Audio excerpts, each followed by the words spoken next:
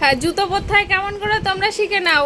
প্রথমে জুতোটাকে হাতে ধরবে, তারপরে একটা পাকে টেনে জুতার উপরে নিয়ে আসবে, সে গায়ের জোরে টেনে দেবে। যত শক্তি আছে তোমার গায়ে সব দিয়ে যা। যদি যখন দেখবে তোমরা পাচ্ছ না, তখন এসে এইভাবে শুয়ে পড়তে হবে। কিন্তু হ্যাঁ, এরকম শুয়ে পড়তে হবে, কোনো কাজ নেই, সোজা এসে শটান করে শুয়ে পড়বে। শোয়া টোয়া হয়ে গেলে তখন একটা টিপ তুলতে হবে, যেখানে একটা টিপ পাবে টিপটা তুলবে, তুলে যে কপালে পরে নেবে। ব্যাস, দেখি একটু মুখটা দেখিয়ে দাও তো। তোমার একটু মুখটা দেখিয়ে দাও তো। দেখো, এরম ভাবে আলপনা দিতে হয়, ঠিক আছে? তোমরা শিখে গেছো সবাই, সুন্দর করে শিখে গেছো। সবাইকে শিখিয়ে দিয়েছো তো? শিখিয়ে দিয়েছো সুন্দর করে। তারপরে এই যে দাঁড়িয়ে পড়বে, আলপনা দেওয়া পার্ট 2 চলছে এখন।